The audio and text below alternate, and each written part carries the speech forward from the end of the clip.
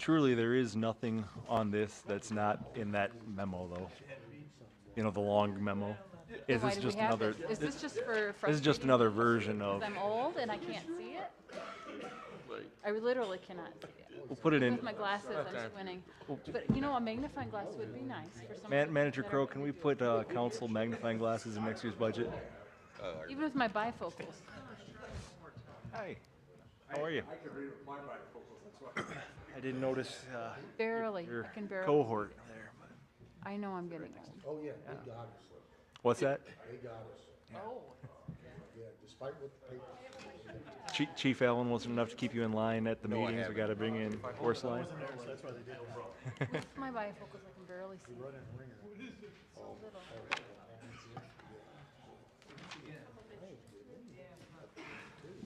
It's easy to eat something this big that's already been eaten.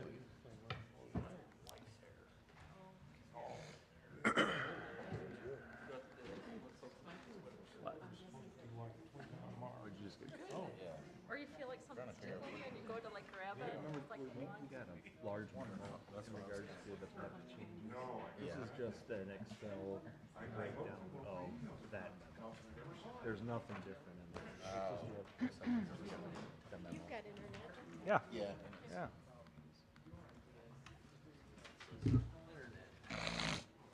Art, I now know you brought those. Well, I saw that too. Maybe it's something that we have to file. Hello. Well, maybe sometime. Hey, Tom, when you get done with Peter, when you get done with Peter.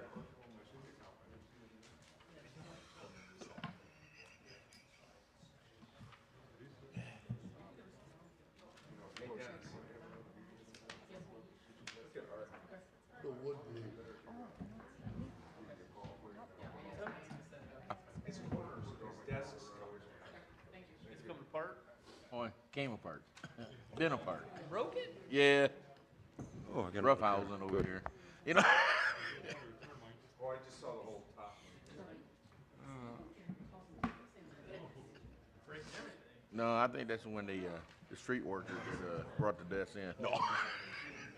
Not even the street department. No. We need it. And I actually talked to Nicole about it, so.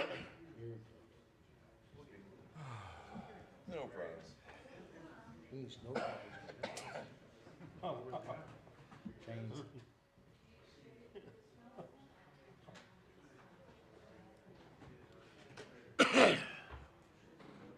Take that segment right out. History paragraph, you take that out. Remember the email, I sent you. It was, you had the red line for that. Stuck forever. I don't even see it in there now. See, Oh, this here. is one I printed at home. For some reason, my printer missed the whole thing.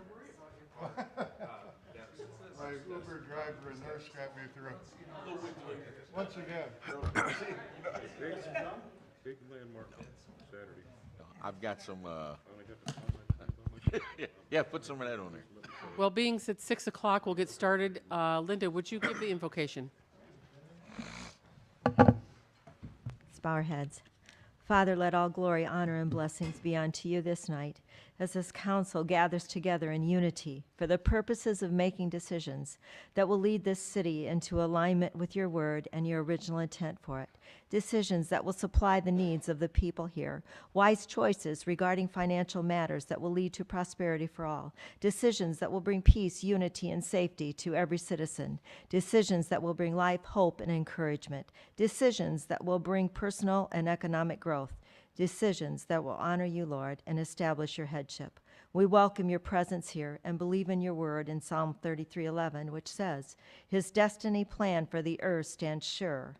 His forever plan remains in place and will never fail. Therefore, we line up with your plan, which is for good and not for evil, to prosper us and give us a future and a hope. Now to you, who is able to do exceedingly abundantly above all that we ask, think, according to the power that works within us, be glory and honor forever and ever. Amen. Thank you. And so now we will officially call this meeting to order. Madam Clerk, would you please take the roll? Mayor Miller, Here. Alderpersons Chesney. Here. Clem. Here. McClanathan. Here. Ross. Here. Smith. Busker. Here. Brashaw. Here. And Keister. Here. And then Pledge of Allegiance led by Alderman Chesney.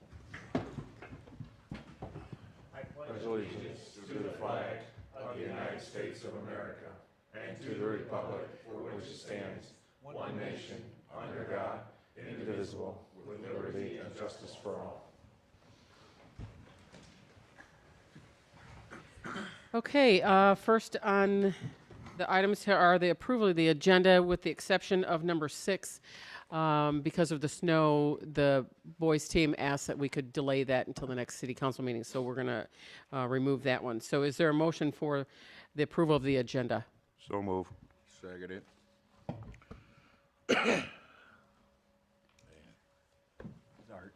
Okay, we have a motion made by Alderman Keister, seconded by Alderman Ross for the approval of the agenda. All those in favor signify by saying aye. Aye. Opposed? That motion passes.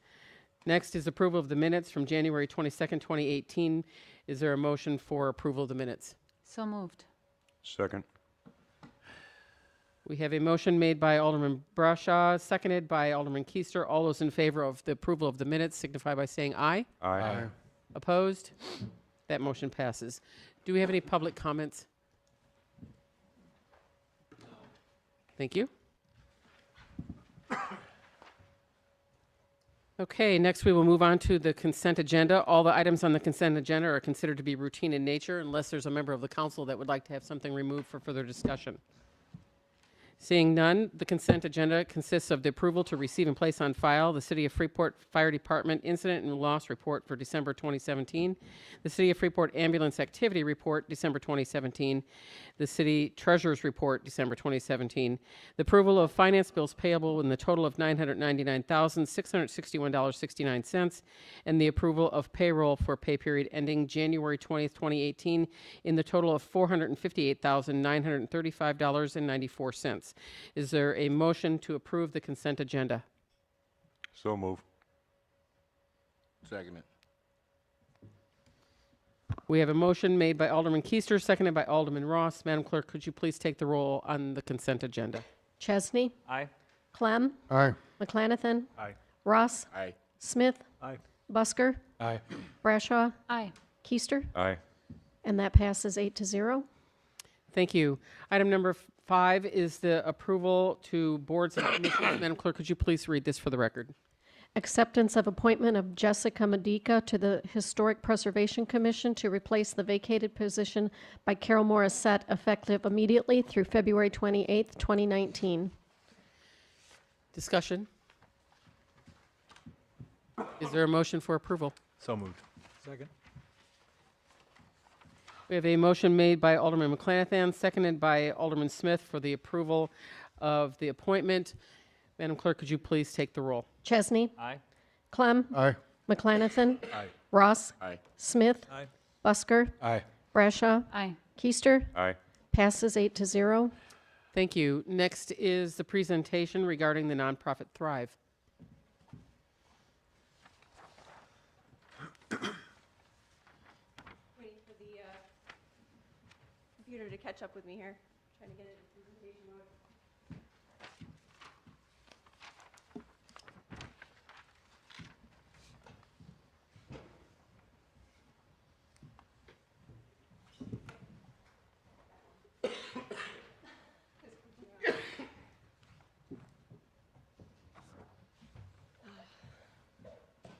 All right, thank you so much for having me tonight. My name is Nicole Sedown with Nonprofit Thrive. Nonprofit Thrive connects the dots between nonprofits, volunteers, and the ever-growing amount of organizations that actually are requiring the volunteer hour. So a little background. When my husband and I moved to our brand new community of Freeport, Illinois, almost 18 years ago, we didn't know anyone and wanted to be able to connect with our new community. So we started volunteering right away. It was the best way to connect.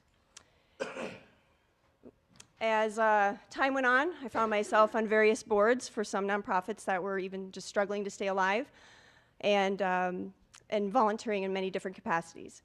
It became a daunting task for some of these nonprofits that I was on the board with to find volunteers of certain skill sets and time commitments. So I started thinking more about that and what that looked like. When you think that the volunteer hour has such a value in our society where it can make somebody right with the law, it can be the difference between your child being on a waiting list or being accepted to the university of their choice. Many employers actually give paid time off for their employees to go volunteer, and yet there wasn't an effective, efficient way to not only verify that those hours were done, but actually track and have those hours reported back to the entity that truly wants that data. Enter Nonprofit Thrive. Again, we are connecting those dots between the volunteers, the nonprofits, and the growing amount of organizations that are requiring that data. So it's great to know that your person actually did show up for their volunteer event and have those hours verified and reported back. And because this is a volunteer to nonprofit driven site, it helps reduce the cost and hassle that organizations have to either create their own community engagement activities and or do the data entry themselves. The process is very simple. The volunteer goes to nonprofitthrive.com, searches for opportunities that they would like to be involved in, and based on their time commitment and other search criteria that they choose.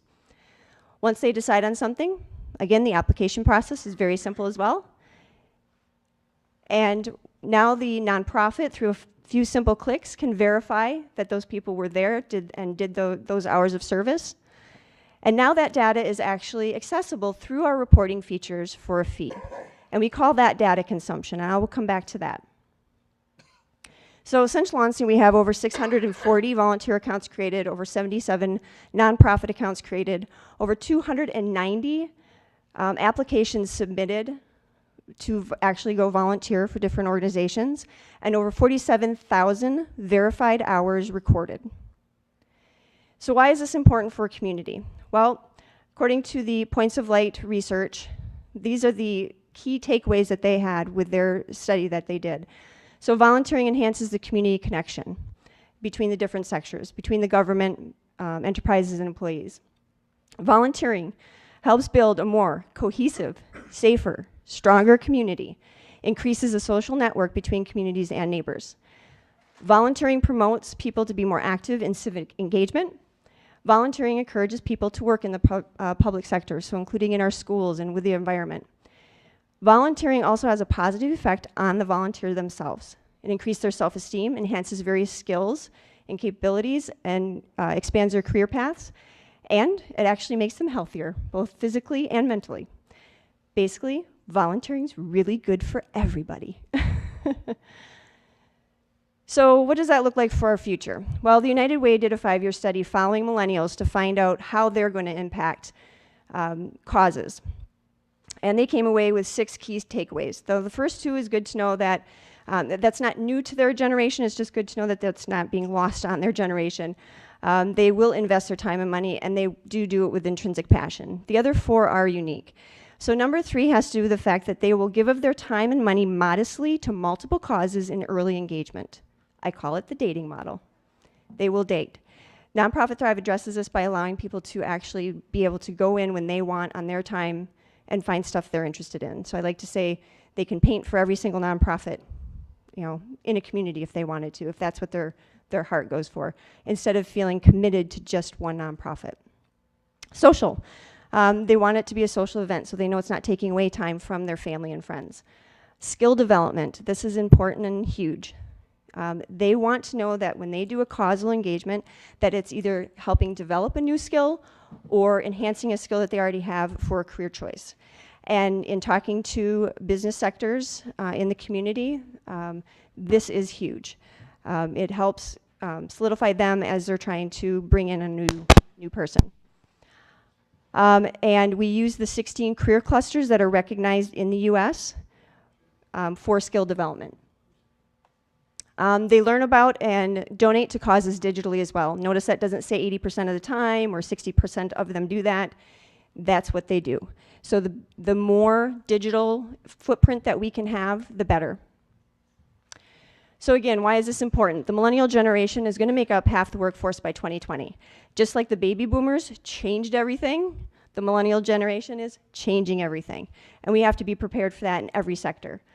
So this was the takeaway statement from that study. The size and force of the millennial generation, combined with the social and pivotal world events of the last 5 years, requires nonprofits to develop new ways of engaging audiences, lest they risk being left behind, as the millennials fundamentally alter causal engagement. A long sentence to say things need to change, otherwise you might not exist. So how does this affect the community? Well, first of all, we have one messaging this way. Nonprofit Thrive, I don't know how many of you, when you encounter people who want to get involved, say, I don't know where to start. I don't know what they need me. I don't know what to do. If we send out one message for our community, go to nonprofitthrive.com to find something to get engaged in, it becomes a forceful message. And now that barrier gets taken away from all volunteers. It's volunteer focused. The site was built with the heart of a volunteer, but with the knowledge of somebody who's been on multiple nonprofits and a small business owner. So when a volunteer gets on the site, none of their information is shared until they're ready for it to be shared with the nonprofit that they want to activate with. And again, that digital footprint. So community measurables. This is where I get super excited, because this will be the first time that we could actually measure with data how good our community is. Every community has the testimonial in the front page of their chamber brochure that says how great their community is. But we could actually use data to say, look how many hours, verified, reported hours, were put back into our community. And this is important for, again, the companies that are, and I've talked to them, that are seeking employees from outside. They not only have to sell that job, they have to sell our community to the spouse, to the family. And the more that we can show that we are the place to be, it just helps Freeport. And when we can show that with actual data and numbers, it becomes that much more powerful. And then the non-resident engagement. I'm sorry, not all of this is showing. The non-resident engagement as well. That is kind of an interesting tool to see what zip codes volunteers are actually investing their time helping out the Freeport community as well. And then, I can't even see it. The emergency feature. This one I'm going to touch on. This can be, we can talk about this in more detail, but think of this. There's a site now, one central location, where all the people who want to volunteer, have a heart for volunteering, are located. Let's say that a natural disaster happens, maybe some flooding, right? People want to help. That's in their heart to help, but they don't know what to do. They don't know where to go, and then they get frustrated with the process. If we already have the people that are activated and already actively volunteering in our community in one database, they get sent out an email that says, listen, yes, there's been a natural disaster. This is where you'll go to search for help. The nonprofits, all the nonprofits would have access to that database so that they can enter in their own needs. And for that, if that's the one thing that actually sparked that person to finally volunteer, guess what? We're all on the same page. We tell them to go to nonprofitthrive.com if they want to help. So back to the community partners. I mentioned the data consumption. So that is where the contract with the city and Nonprofit Thrive comes in.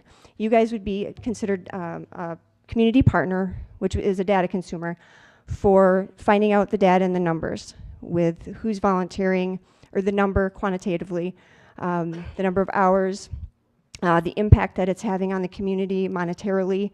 The volunteer hour is worth right around $24, and that's a national number, so that's what we use.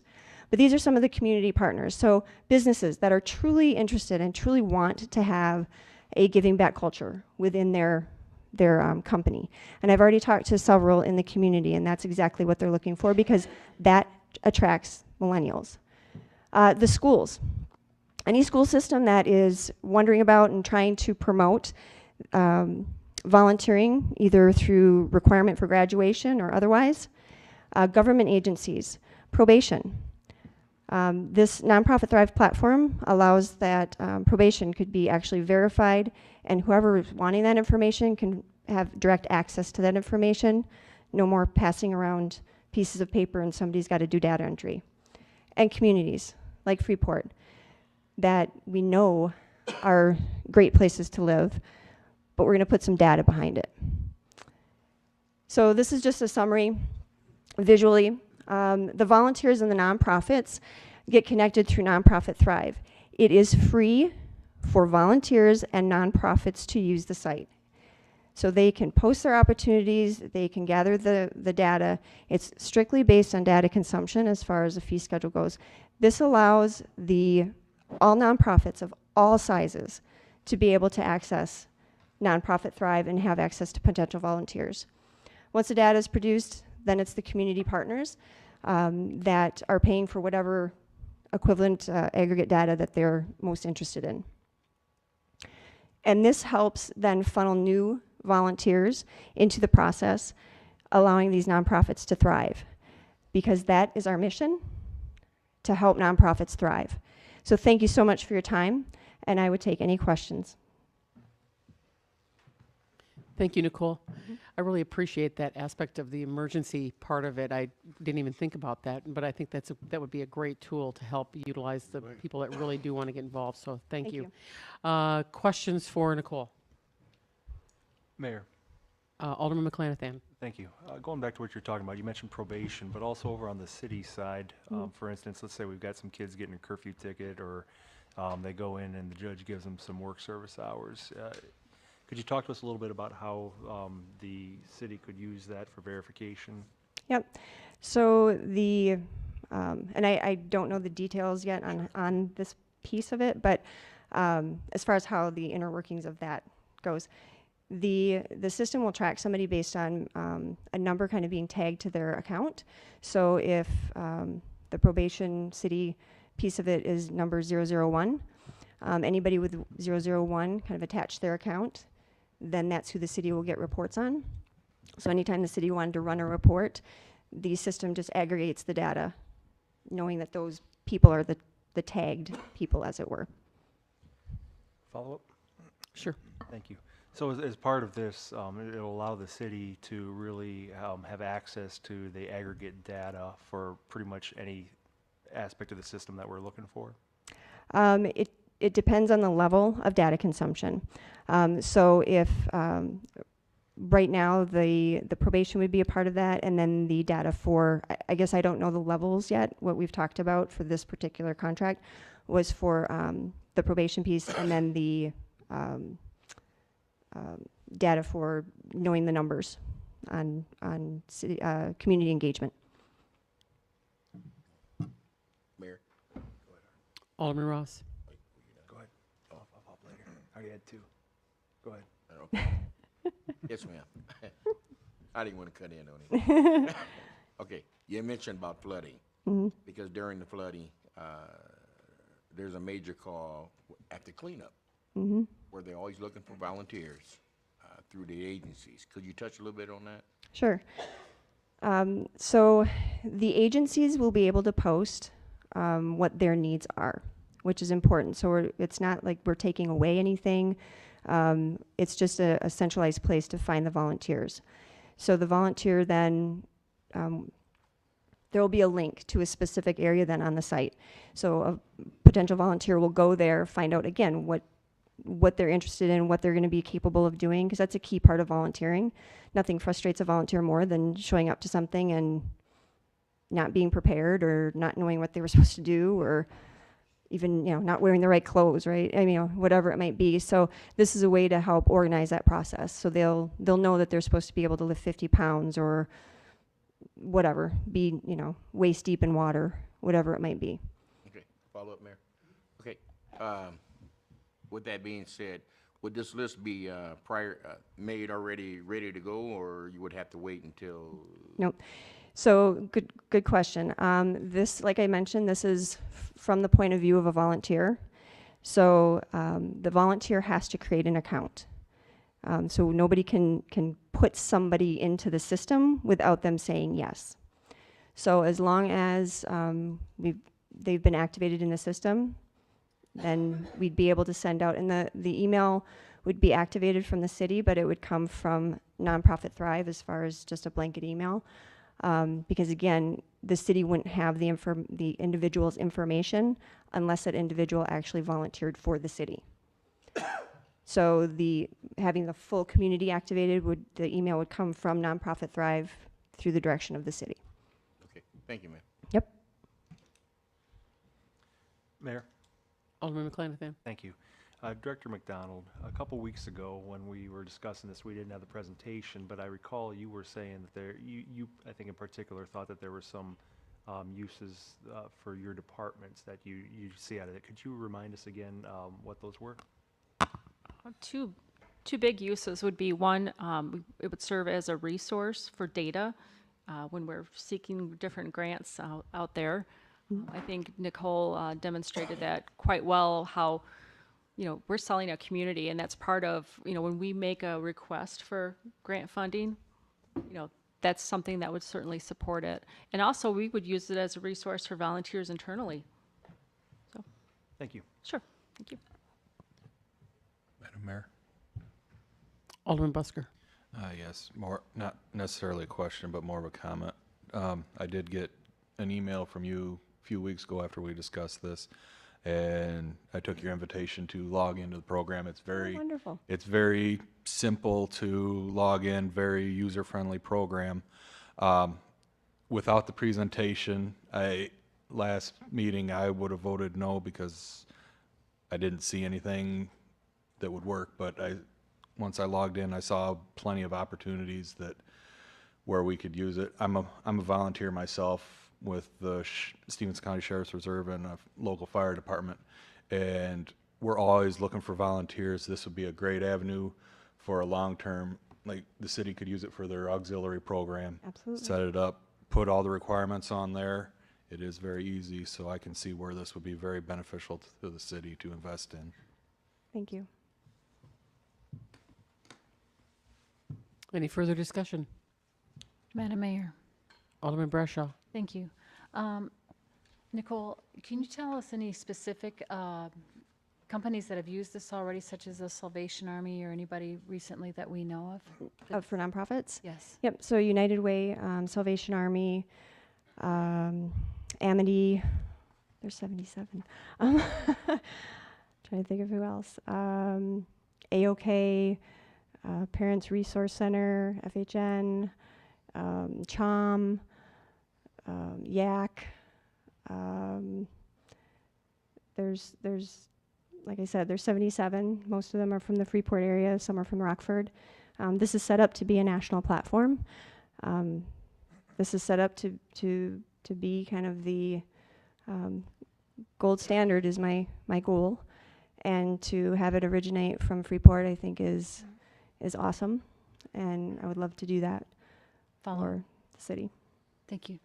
Thank you for that explanation. And then to further that, and these organizations, in your opinion, I'm assuming you're going to say that they do in some way benefit Freeport by providing more volunteer basis, and the Freeport community then benefits. Is that correct? Absolutely. Just being able to connect to a community, that's why we fell in love with Freeport. I mean, we didn't know a soul. How are we going to get to know our community? The quickest way is to volunteer. And so that became important for me as well, is to be able to have one place where we all know where a new person can go ahead and plug right in immediately, where that's where the employers are saying, that's what the Freeport City website would be saying, to be able to get them connected quickly is what we want. And I've talked to the businesses, and they've said that's key to their retention, which saves them money, because then they don't have to worry about somebody leaving and then rehiring for a position. So it's all connected. Absolutely. Madam Mayor. Madam Mayor? Oh, go ahead, Mayor. I just had a statement. Go ahead. For those of you who suffered through the flood like we did, and I volunteered for the Salvation Army, working at one of the desks trying to give out cleaning kits because they had not enough they did not have enough people working in the offices, and the phones rang off the hook. They didn't have enough volunteers to answer the phones, and we were told not to stop answering them. If they would have had a database of volunteers ahead of time, they might have had people to man the phones and the desks and the clean-out kits. And that's why I was asking if Salvation Army was one of them, because I know that you've recently started this business in Freeport. Correct. And in my opinion, even if we directly help her business get started in relationship, then helps Freeport, providing some of these databases, because when Freeport flooded, we needed every hand that could help. And I'm glad to hear that your business is helping them as well. Thank you. Alderman Clem. Are we looking for a, excuse me, a motion to move this to the cow, or are we looking for a motion? Well, actually, we have it on the agenda later further on in down. here? Okay. I was looking down through. Item 18 on the agenda for approval. Any further questions? Thank you, Nicole. Yeah, thank you so much. Okay, on to item number 8, which is the second reading of ordinance 2018-02. Madam Clerk, could you please read this into the record? An ordinance amending Title 10, Employment Provisions, Chapter 290, Compensation and Benefits, Section 290.02, Compensation Plan, and Section 290.08, Overtime of the Codified Ordinances of the City of Freeport. Thank you. Manager Crow. So this is the second reading of the ordinance to align our ordinances dealing with overtime and compensation with the handbook that will be is up for second reading on the next one. This basically establishes, does away with comp time and puts the approval of overtime through the department heads to the city manager. Questions? Seeing none, Madam Clerk, could you please take the roll on the passage of ordinance 2018-02? Chesney. Aye. Clem. Aye. McClanathan. Aye. Ross. Aye. Smith. Aye. Busker. Aye. Brashaw. Aye. Keister. Aye. Passes 8-0. Thank you. Next is item number 9, which is the second reading of ordinance 2018-04. Madam Clerk, could you please read this? An ordinance adopting a revised City of Freeport employee handbook. Manager Crow. Thank you, Madam Mayor. This is the adoption of the handbook with the adjusted PEP language. For everybody, what we're proposing for the PEP language is exactly what we were doing. What the issue was is we had a 2004 ordinance that aligned, laid out PEP, 2005 handbook, and a 2007. So that resolution. So we've got that resolved, and all the other items that we had been previously brought forward throughout the last 3 months since we presented this at COW have been at the COW in December, have been incorporated into this. This will bring us up to our current legal standards as it deals with labor for the non-union as we move forward. Questions concerning the handbook? Mayor. Alderman Smith. So Lowell, I assume that any future revisions of the handbook would have to come before this body. So if any changes were to be made in the future, it would come before the council. That's correct.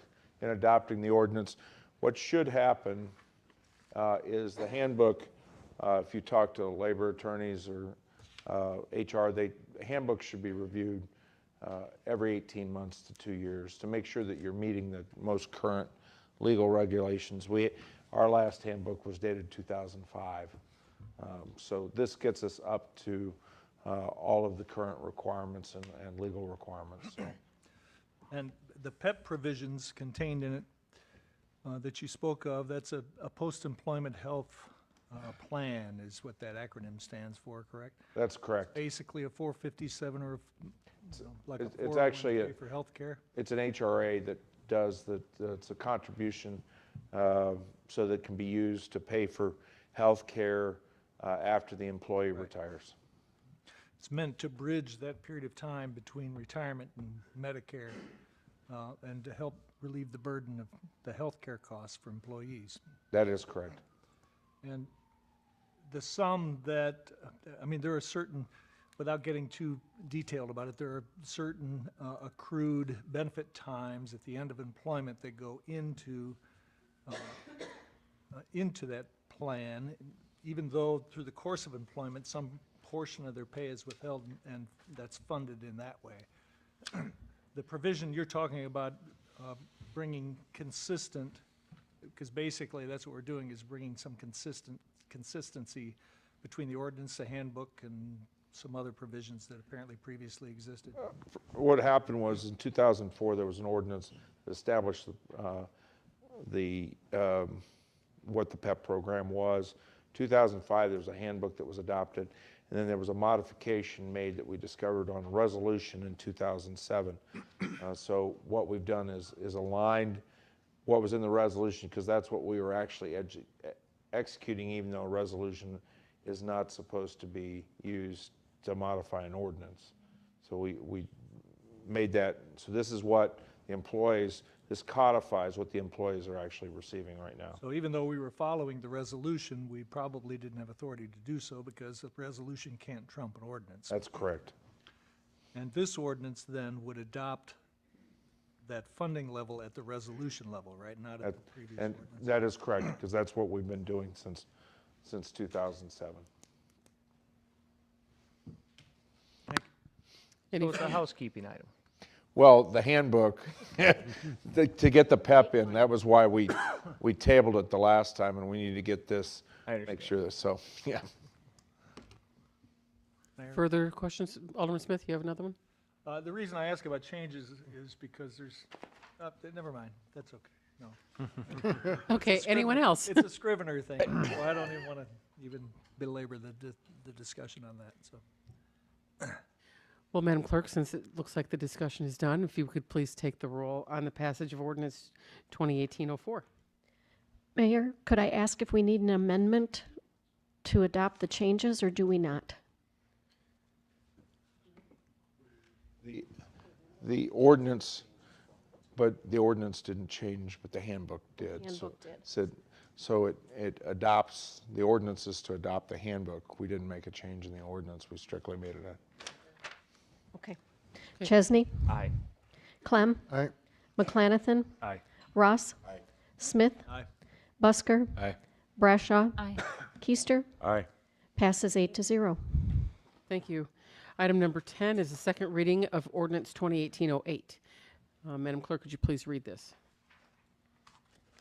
An ordinance authorizing the sale of certain items of personal property owned by the city of Freeport. Manager Crowe.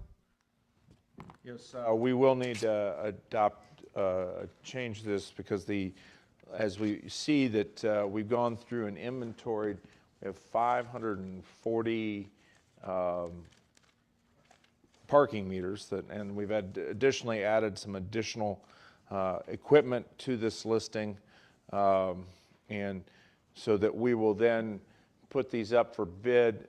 However, with the parking meters, correct me if I'm wrong, the parking meters, we're going to look, we did some surveys on parking meters, and they're running anywhere from $500 to $1,400 right now on various websites. So we're going to look for a more equitable way to get some money back on the parking meters back for the city. But we've cleaned out the parking meters and listed them on here. We've also put lights on here and some other things that we are going to put out for bid on this. Questions? Mayor. So Alderman Smith. if I understood you correctly, we're omitting those from this list? Even No, this is still putting this on this list. All the other things we're going to put out for bid, I just want to make council aware that there'll be sealed bids on all the items except for the parking meters.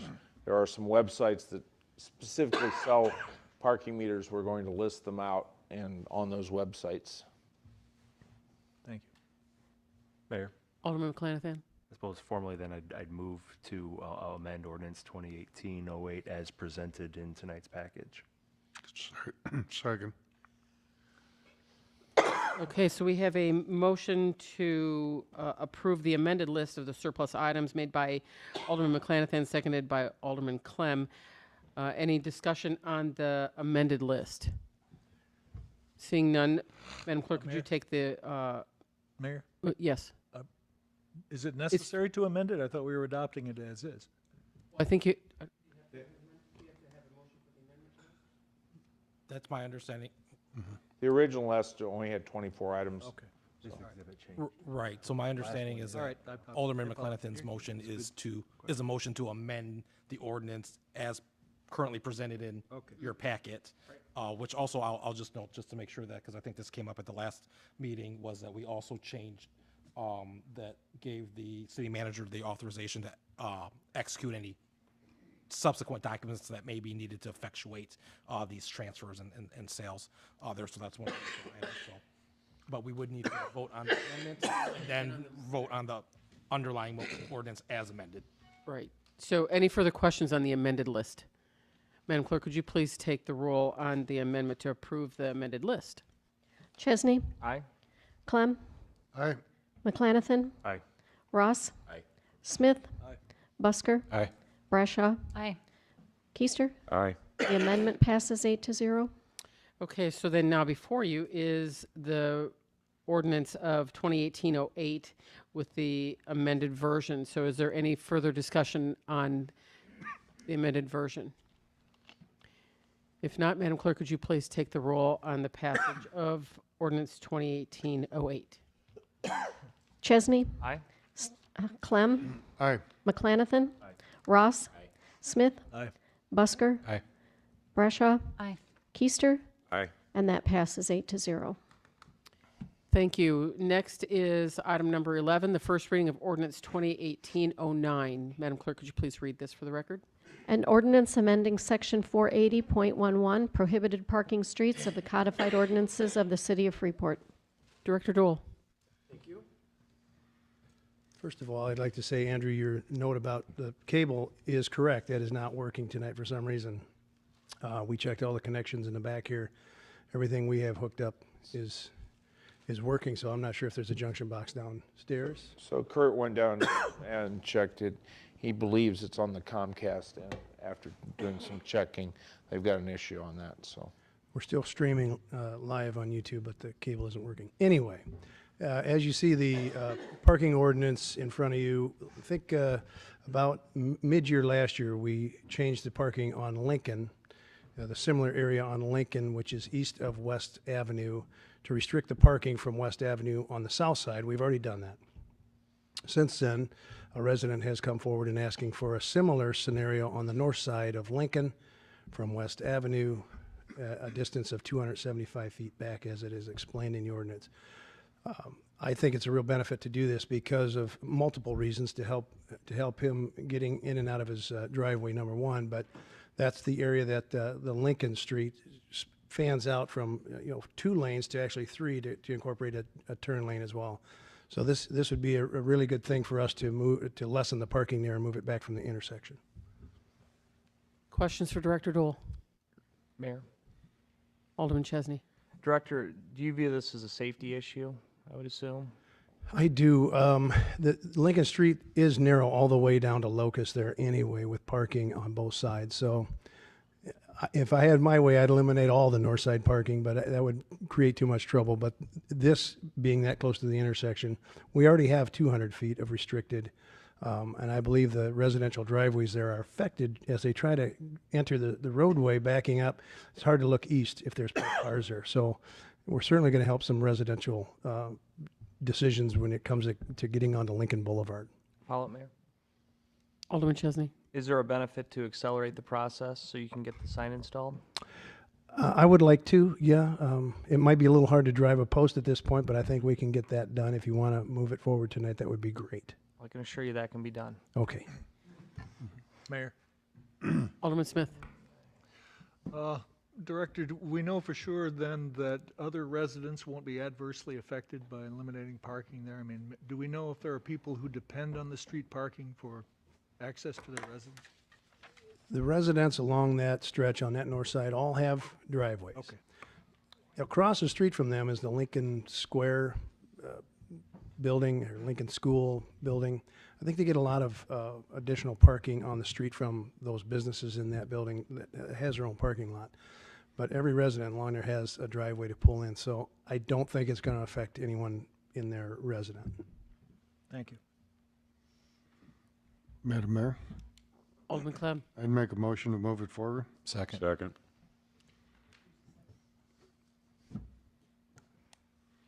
Mayor, Alderman Keister. I'd like to make a motion, we suspend the rules and vote on it this evening. Second. Okay, we have a motion made by Alderman Clem, seconded by Alderman Busker to move ordinance 2018-09 forward, and a motion made by Alderman Keister, seconded by Alderman Chesney for suspension of the rules, which is non-debatable and must pass by a 2/3 majority. Madam Clerk, could you please take the roll on the suspension of the rules only? Chesney. Aye. Clem. Aye. McClanathan. Aye. Ross. Aye. Smith. Aye. Busker. Aye. Brashaw. Aye. Keister. Aye. The suspension passes 8-0. Thank you. And now before you is the second reading of ordinance 2018-09. Is there any further discussion on this ordinance? Mayor, Alderman Keister. thank you. I've had several conversations with Mr. Buss on this, and there is an issue with some of the driveways being blocked if this is not voted on, and it does cause difficulty for several residents there. And the reason for trying to move it forward tonight is with the snow and stuff. It also makes difficulty in the snowplow, and what winds up happening is one or two driveways wind up with snow piled in front of them, because with the cars parked where they are, the snowplow can't get anywhere near them. So I will be voting for this, and I hope the rest of you will. I think it'd be a good benefit for that area. Any further discussion? Seeing none, Madam Clerk, could you please take the roll on the passage of ordinance 2018-09? Chesney. Aye. Clem. Aye. McClanathan. Aye. Ross. Aye. Smith. Aye. Busker. Aye. Brashaw. Aye. Keister. Aye. And that's approved 8-0. Thank you. Item number 12 is the first reading of ordinance 2018-10. Madam Clerk, could you please read this for the record? An ordinance amending Title VI Administration, Chapter 250, Department of Community and Economic Development of the Codified Ordinances of the City of Freeport to adopt 49 CFR 37 by reference. Director McDonald. Thank you. As you know, we receive an annual allocation from the state of Illinois for our Pretzel City area transit. And part of our agreement with them now is that we adopt by reference Title 49 CFR Part 37, which addresses transportation services for individuals with disabilities. Questions for Director McDonald? Mayor, Alderman McClanathan. thank you. This is both for Director McDonald and also council, potentially. Obviously, 49 CFR 37 is quite long. Are we, first question I think for you is, one, are we already complying with it? And this is basically housekeeping to formally adopt it. And then two, are there any additional costs or compliance issues that we would have through adopting this? I have reviewed this with Forrest Sen, who's our PCAT manager, and he's assured me that we're in compliance right now, so this is more of a housekeeping item. Okay. The one thing that council does need to be aware, there are two things actually. We're required to do this to get the grant. Two, this actually sets an ordinance within the cities that if there are any private buses within the city, they also have to be ADA compliant lift requirements. This establishes a requirement for any buses, not only city buses, but any buses or transportation liveries that are in a bus category, which I think is the transportation of 8 or more. They have to be ADA compliant. Mayor? Alderman Keister. Yes, is this something that's time sensitive that we need to move forward tonight, or having it next meeting would be sufficient? It's not time sensitive. Okay, thank you. Mayor, Alderman Brashaw. motion to move it forward. Second. Madam Mayor? Alderman Busker. One question for the city manager. You mentioned that all buses in the city, is that just ones that are going to be transporting for hire, or would, say, your church buses also need to meet that requirement? I believe it's only the city buses for hire, but I'll verify that with you, for you, and get that back to all the council on an update. Thank you. Madam Mayor? Alderman Clem. I would assume, based on that and based over the number of 8 people, that this is probably really only going to affect 1 or 2 people as far as that goes. Right. Okay, thank you. Any further discussion? Seeing none, we have a motion made by Alderman Brashaw, seconded by Alderman Chesney to move ordinance 2018-10 to the next regularly scheduled meeting. Item number 13 is the adoption of Resolution 2018-04. Madam Clerk, could you please read this for the record? Resolution of the City of Freeport authorizing and approving auditing services agreement. Director Bucus. Thank you, Your Honor. The city sent out requests for actuary services, and we mailed them to 6 actuary firms, and we received 4 responses by our deadline. In the proposal, the city requested personal services to conduct the annual police pension fund and the firefighter pension fund actuaries, as well as the Government Accounting Standards Board numbers 74 and 75. Randy, this is the auditing. Auditing. Actuary is the next one. They both begin with A. This one's even easier. Yeah. Thank you. I'm sorry, Your Honor. We mailed 11 proposals to accounting firms, and we received 5 responses back by our deadline. We requested a cost for 3 years. And after reviewing the proposal, it's my recommendation that the City Council approve a contract with Klein Hall CPA for 3 years. The total cost of those 3 years would be $104,790. Mayor. Alderman Brashaw. Thank you. I would just like to ask you, the finance or city manager, is this close to what we've been paying in the past? Actually, it's a little less. Thank you. And so one of the things that I'll get ahead of him, the actuary. So Lautenbacher and Amon was the only one that, or was the low bidder for meeting the requirements. And because we're a single audit, which is a requirement for receiving federal grants of over $750,000, which is the transportation grant, we cannot have the same actuary and auditor. So that automatically disqualifies Lautenbacher and Amon from being our auditor. But even if that was one of the reasons why we went out for the bid for the auditor. Thank you. Mayor? Alderman Brashaw. With that being said, I'd like to make a motion to adopt, or excuse me, a motion to accept the bid from Klein Hall CPA for the amount stated. Second. Any further discussion on? Just to clarify, Alderman Bradshaw, so you're making a motion to accept the bid and then also approve Resolution 2018-04, which would approve the contract, correct? Yes, sir. That's what I meant to say. Okay, so we have a motion made by Alderman Brashaw, seconded by Alderman Keister for the adoption of Resolution 2018-04. Further discussion? Seeing none, Madam Clerk, could you please take the roll on the adoption? Chesney. Aye. Clem. Aye. McClanathan. Aye. Ross. Aye. Smith. Aye. Busker. Aye. Brashaw. Aye. Keister. Aye. And that's adopted 8-0. Okay, item number 14 is the adoption of Resolution 2018-05. Madam Clerk, could you please read this for the record? Resolution of the City of Freeport authorizing and approving actuary services agreement.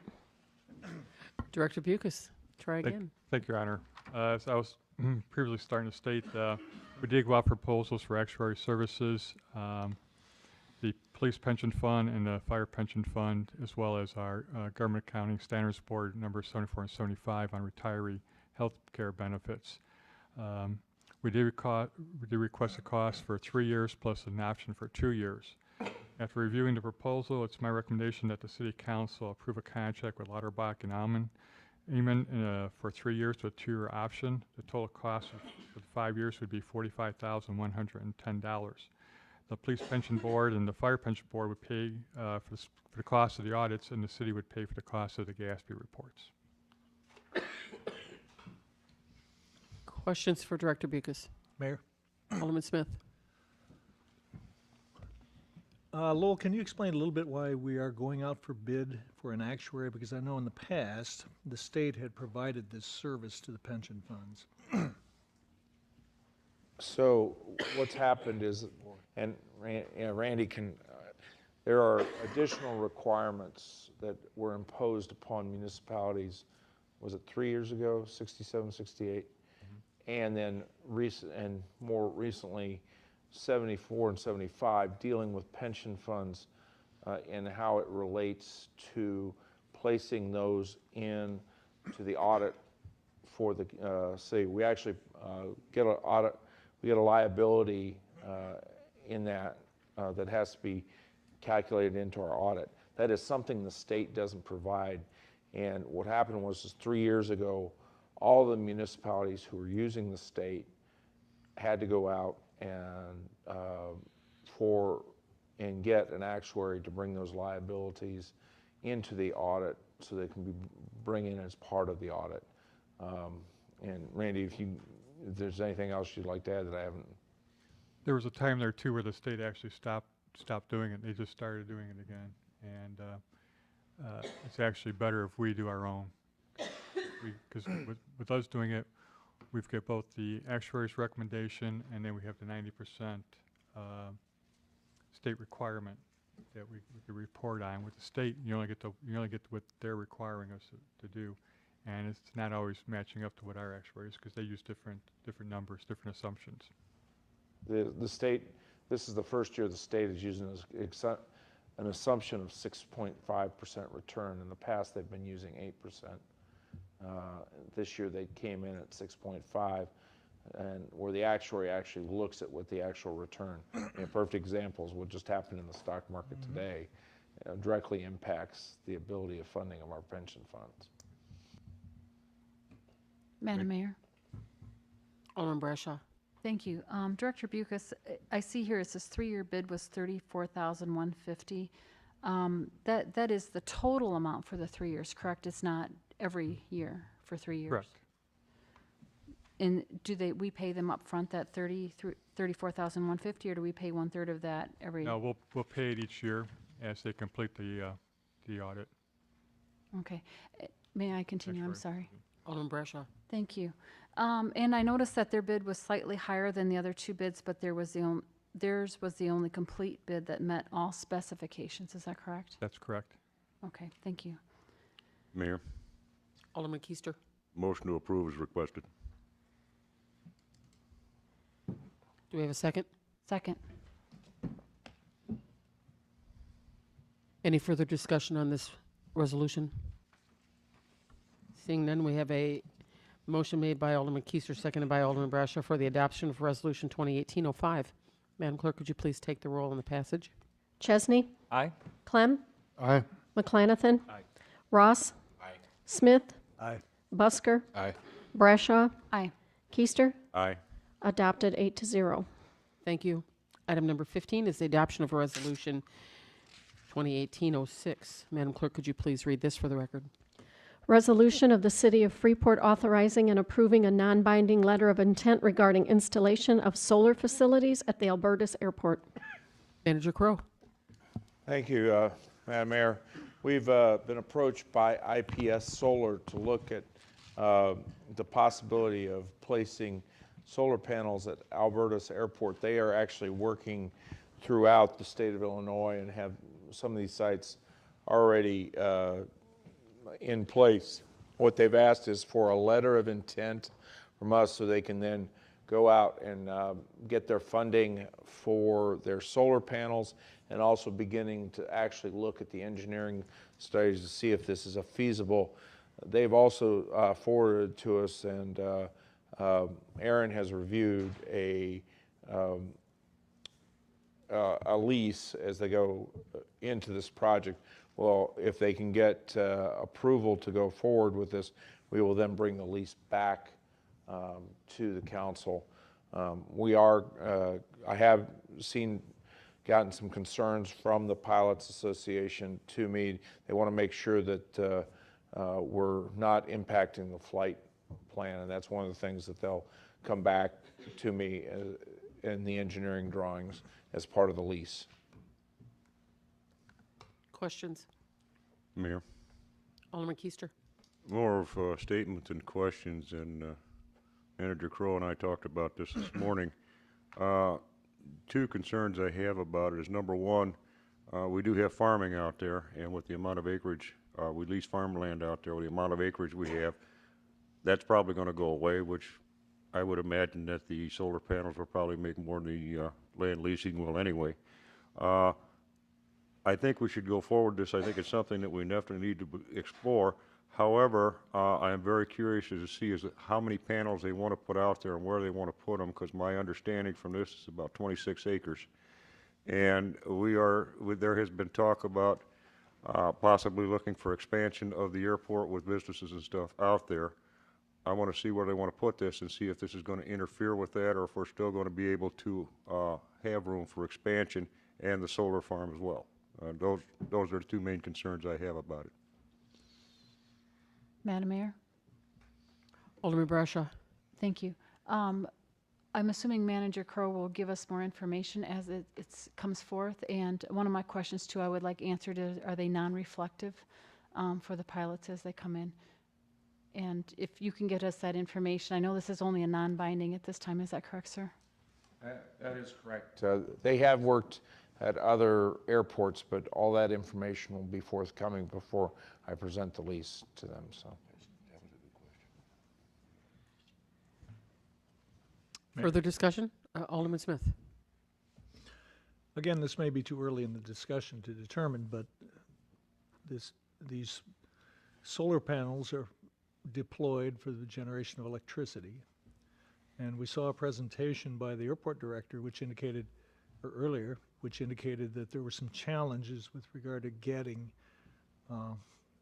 serviceable power out from the road onto the airport ground. So is there any prospect of facilitating that? So recently the state of Illinois has changed its regulations dealing with solar panels, and they're being treated much as the wind generation was in the state. So the organizations that bring solar panels in are actually responsible for hooking into the power and ensuring that the power generation lines and the way they're selling it meet the requirements out there, and it falls upon them to determine how they're going to use it and how they're going to connect into them. Yeah, actually, my concern was more in the nature, not that we would be stuck with the bill to route electricity to them, but perhaps we could piggyback on whatever infrastructure they lay out to the road to facilitate the provision of power out there. That was my question. And that we can look into that. The one thing I will say that I did not mention is this falls in the Melrose Crossing TIF. So a portion of the generation here, when we get into the power panels, and this is one of the reasons the county actually brought this individual to them, will go back into that TIF, which will then will benefit the county as part of this generation. So we'll get an income off of it. They'll get an income off of it. Anything that we generate income out there at the airport, we have to pay taxes to the county on. Mayor. Alderman Keister. Motion to approve. Second. Any further discussion? Then before you is a motion made by Alderman Keister, seconded by Alderman Brashaw for the adoption of Resolution 2018-06. Madam Clerk, would you please take the roll on the passage? Chesney. Aye. Clem. Aye. McClanathan. Aye. Ross. Smith. Aye. Busker. Aye. Brashaw. Aye. Keister. Aye. Passes 8-0. Thank you. Item number 16 is the adoption of Resolution 2018-07. Madam Clerk, could you please read this for the record? Resolution of the City of Freeport authorizing and approving a tower occupancy agreement for the use of city water towers for internet facilities with JC Wi-Fi. Manager Crowe. Thank you, Madam Mayor. First, I should recognize that Alderman Clem initially introduced me to this particular group when I first got here. It kind of died on the wayside because of some issues dealing with the contracts, and we've actually been able to work out the details. We're dealing with the contracts, and this is leasing for JC Wi-Fi, who provides Wi-Fi within the community to use our towers, and the agreements actually we get more money for the more as they get more customers, which is so we want to promote JC Wi-Fi into this, but it'll actually go up on top of the towers. I've had Kurt, Dennis, Tom Kropansky all look at this, and in the agreement, if we have to do work on our towers, they will actually remove it. It will not interfere with any of our equipment out there, and believe this is a good revenue source to the city that will ultimately benefit not only the city but residents within the community. Questions? Madam Mayor? Alderman Clem. Lowell, wasn't there, excuse me, wasn't there like a third-party person involved in this someplace in the contracting of how this is done? I mean, it somewhat made it more complicated. They service our towers for... That's correct. So one of the things we had to look at, when's the tower going to be serviced? And I think, Tom, it was what we looked at, 8 years or 9 years, which would made this contract. Originally, we thought it was much earlier than that. Correct. I believe it'll be 2022 by the time, 2022, 2023, where there will be some modifications. So we had to work with them as we went forward to make sure that they were good with our work on it. That's kind of one of some of the issues with it. Also, the safety in dealing with working we didn't want to have any liability as they installed the antennas on the tower, that they take the liability for working at that height. That was the other thing we had to sort out in this negotiations. Madam Mayor? Alderman Clem. If I could, yeah. It's one of those things that it sounds like it's real easy to do. You know, let us rent your towers. Then when you start figuring out who's doing what and who's going to be there working on them, and who's responsible for what, it becomes a different issue. So that's, Lowell's been working on that a while. I'm glad to see it come through. It'll be a great benefit to us. I'd make a motion to move it forward. For Second. approval? For approval. Yeah. Second.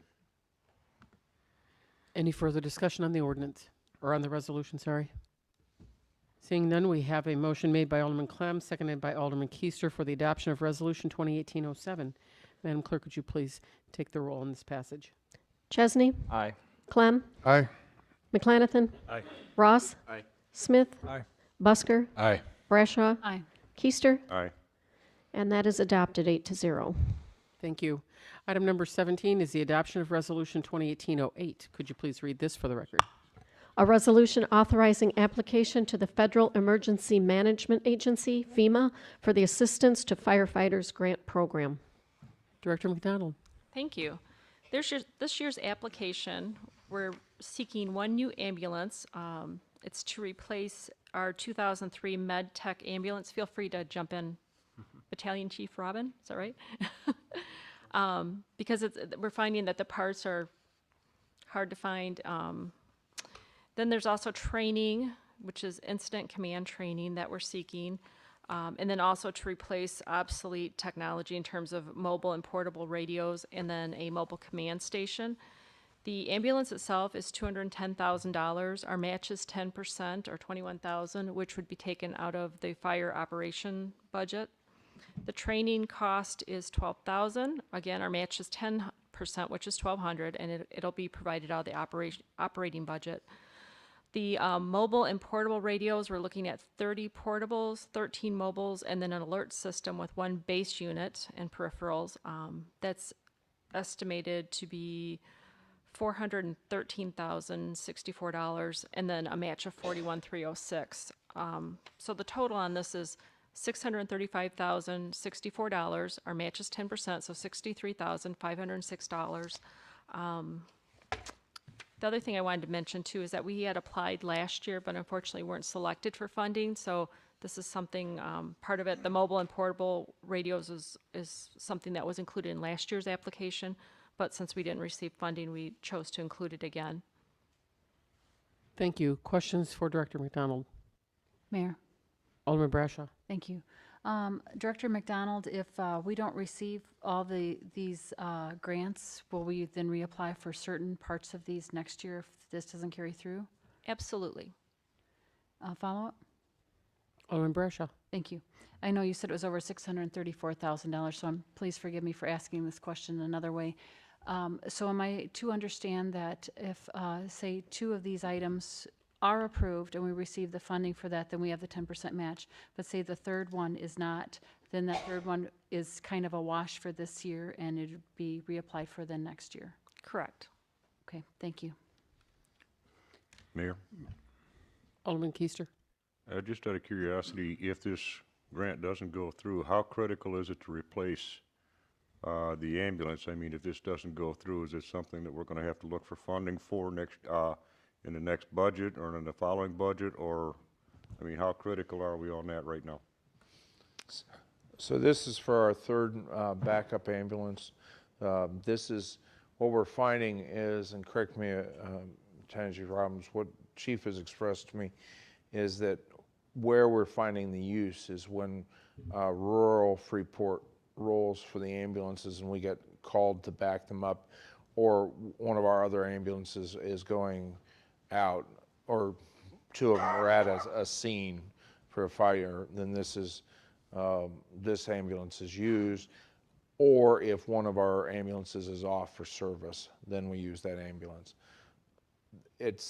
We can operate the way we're at, but since these ambulances are seeing more and more use, it's important that we have 3 ambulances that are up and operating so that we can meet all of our demands. We are a EMS-heavy department, so the ambulances become our key piece of gear in doing that. Thank you. Madam Mayor? Alderman Brashaw. Thank you. With leave the manager's approval, of course, I would like to ask Battalion Chief Gorsline if he would like to add in on any of this, any information you think we need to hear to make this. I think it's all pretty explanatory in there, but like City Manager said, the ambulance that we currently have are 2 frontline ambulances. We want to replace our reserve ambulance, and I'm sure the thought is that we would move one of the frontline ambulances into reserve status, but we're finding more and more that we have bunches of calls. So we're set up right now to handle 2 ambulance calls at once, but a third ambulance is being used quite often when we have the staffing. And the portable radios are probably more than 10 years old, and they're definitely a very vital piece of equipment for our safety and for the public safety. So they're very important that we get those. And the training is for probably upper management individuals, and we've had kind of a big turnover of that recently, and more of that to come. So I think this training would be excellent to kind of mentor up some of our up-and-coming officers. Thank you. Mayor? Alderman Smith. So these are not VHF radios. Does that mean the fire department is switching to STARCOM then on these radios? I'm not sure the particulars of the radios. I just know what we have is not interoperable with the police department, and that's the big key. Not only locally, statewide, the big push for all emergency responders is to be interoperable. I think it's a good choice to go to STARCOM. I think that there is an out-year impact, though. There's a cost associated with doing that, but I think it is a good move. But I think you'll be pretty lonely in the fire service on STARCOM, because I don't know of anybody else who's on it, but somebody's got to make the move. Mayor? Alderman Keister. 2 things. First of all, a statement. Battalion Chief Gorsline, 10 years is a conservative estimate, because I remember I was still on the department when we purchased those radios, and I was on the committee that did it, and I think that was probably 5 years before I retired, and I've been gone almost 8, so 10 years is a conservative estimate on those radios. And the follow-up is I'd like to make a motion to approve this. Second. Madam Mayor, Alderman Busker? one question before that. Seeing as how this would be moving you over to the Starcom system, what's the protocol going to be to have communications with the outlying departments? Because, yeah, you will be the only department on Starcom in the area. Again, I didn't work on this. I'm kind of just pinch hitting for Chief Allen, but I think this actually goes back to Chief Miller, and I believe the radio he was looking at that time could do both, if I understood it right. But I'm not a really tech-savvy guy on that. But I think it was capable of both bands, so we'd be able to communicate with our rural and other fire department agencies as well as the police. Okay. Mayor. Alderman McClanathan? Thank you.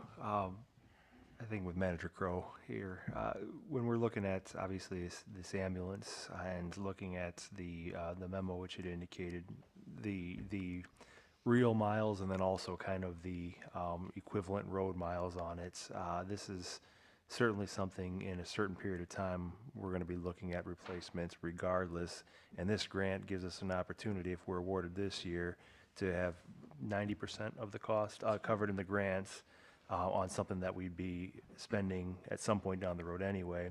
And then I'd also note on the radio communications, it indicated that the VHF system's approximately 20 years old, and a lot of the parts are not available when we need repairs from, and also there's an issue in regards to not being completely P25 compliant, which is now a federal mandate. Is that all correct? That's correct.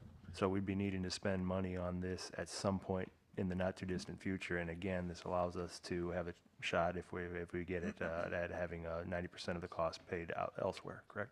That's correct. The standard life of an ambulance is 12 to 15 years, and we're getting well beyond what's the standard life. Thank you. Madam Mayor, Alderman Clem? just to back up a question maybe for Chief Barklow. Chief Barklow, was the Starcom radio, was that the one that was heavily involved in the new 911 systems as they integrate?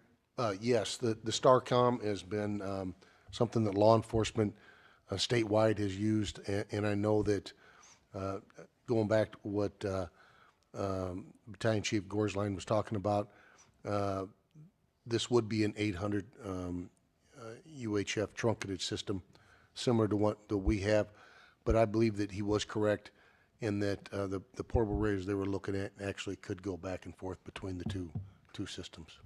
Thank you. Mayor? Alderman Keister? Yeah, one final question for Battalion Chief Gorsline.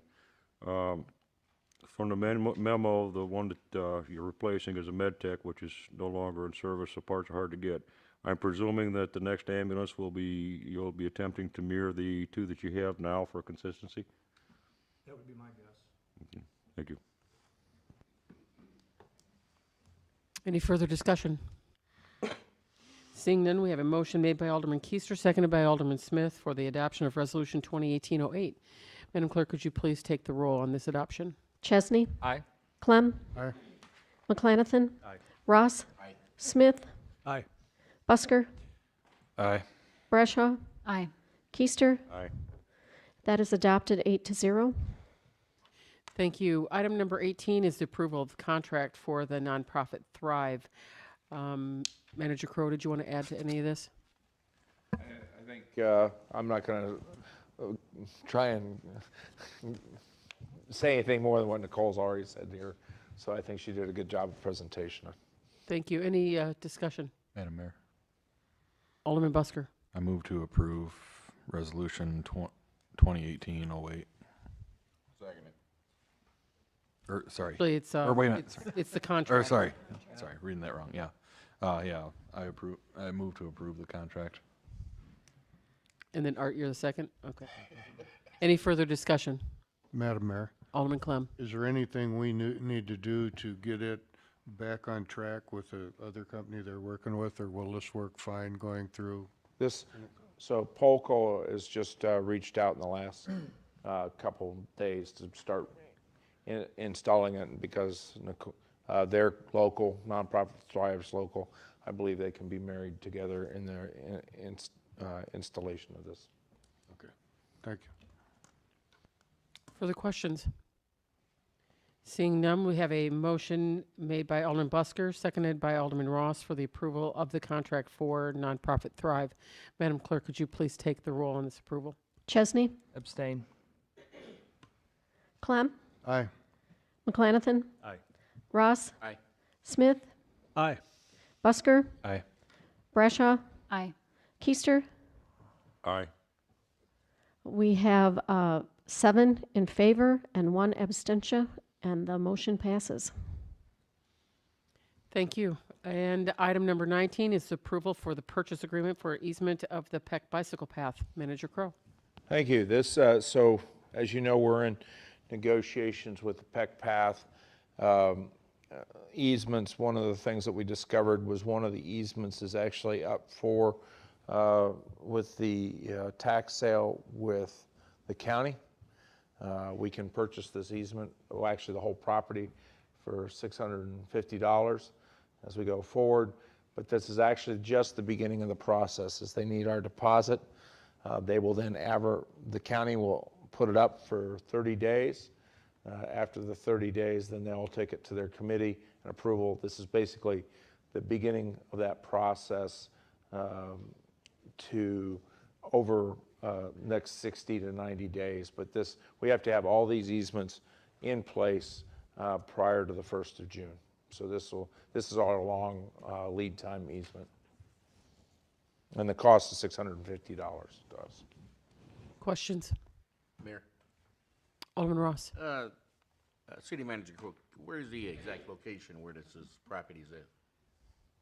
It's just before the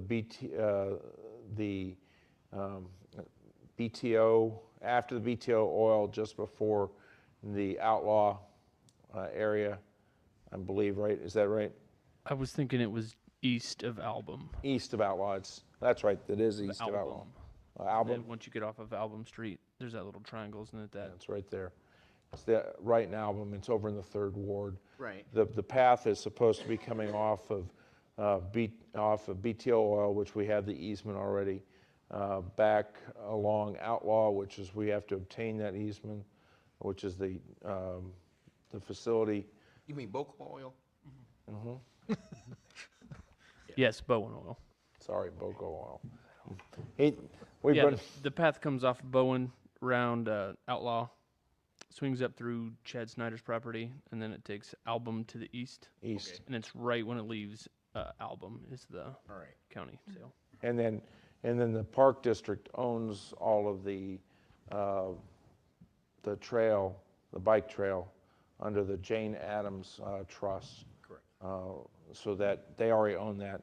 The two, after we purchase this, we'll have 2 easements left to go. All right. Thank you. Further questions?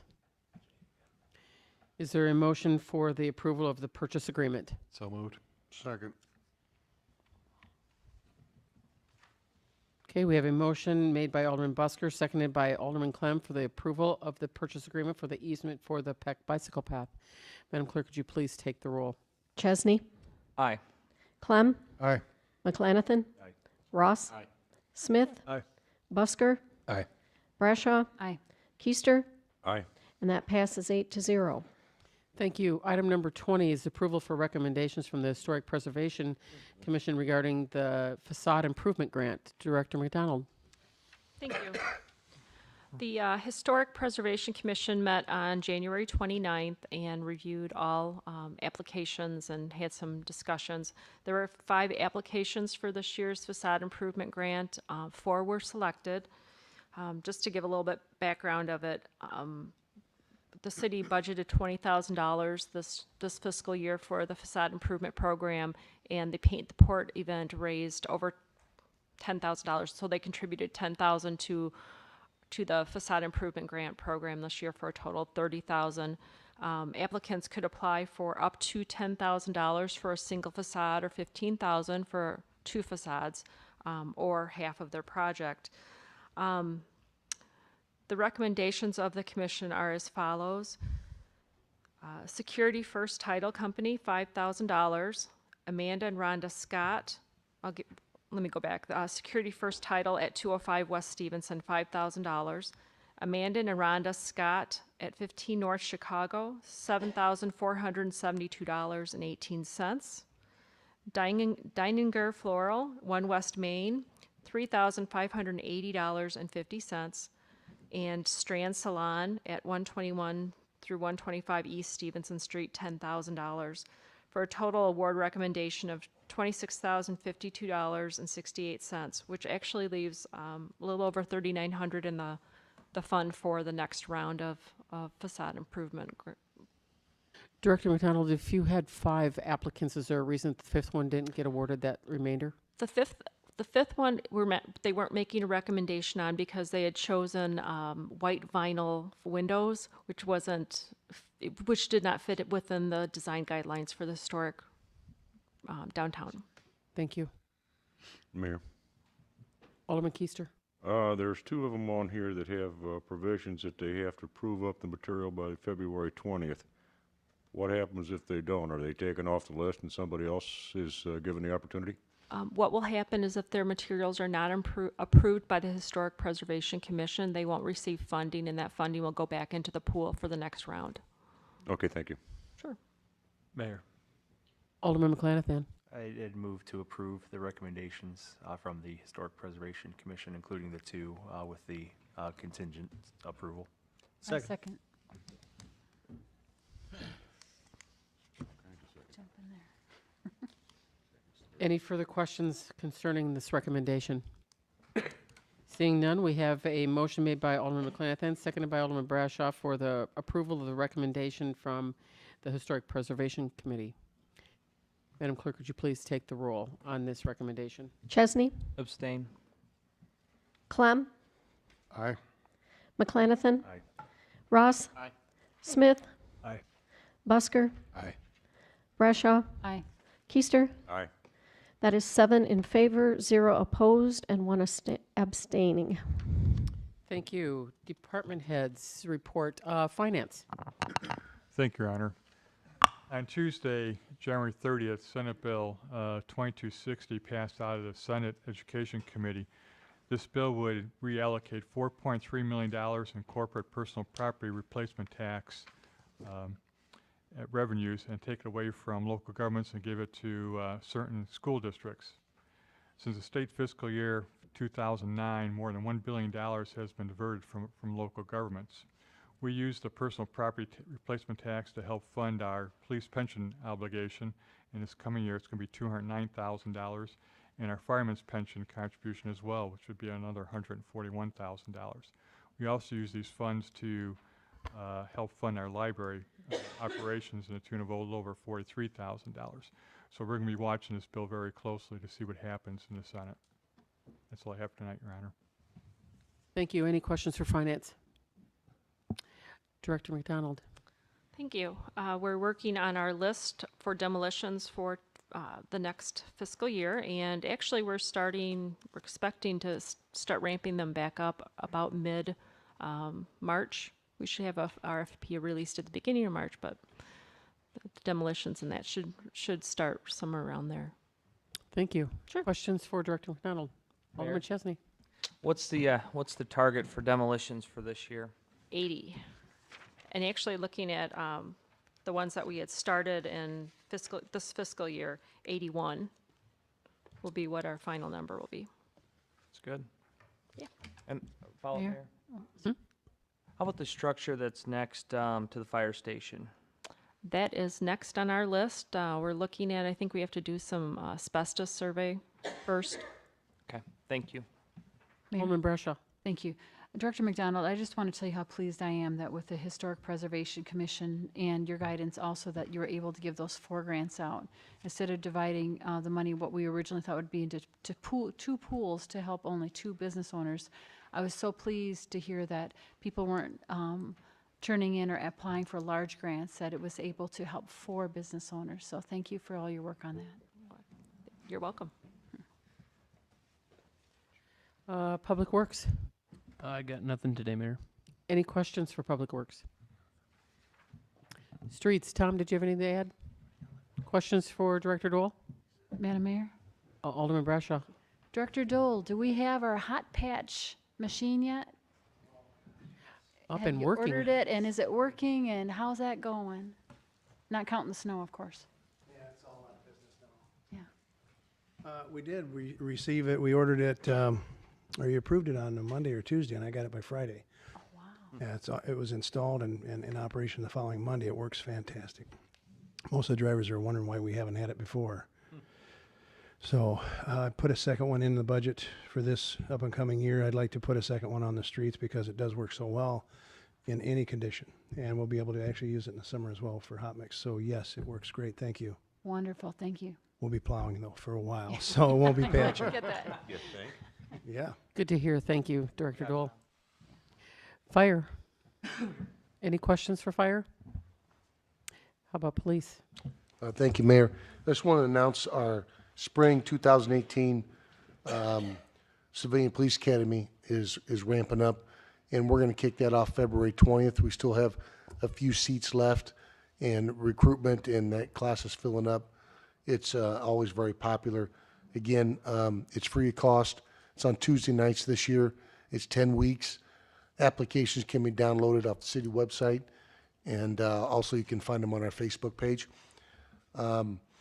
Also, you know, I'm always really quick to point out when the firemen and the police kind of go back head to head, whether it be softball games when we beat them, or even donations and the kettle drive when we usually come out on top on that. But you know, we figured that we got together and we said we had the Battle of the Badges this last Saturday. We said, you know, look, if we keep doing this, you know, they're not going to want to play with us any longer. So this last Saturday, the firemen came out on top, and it was really a fun game.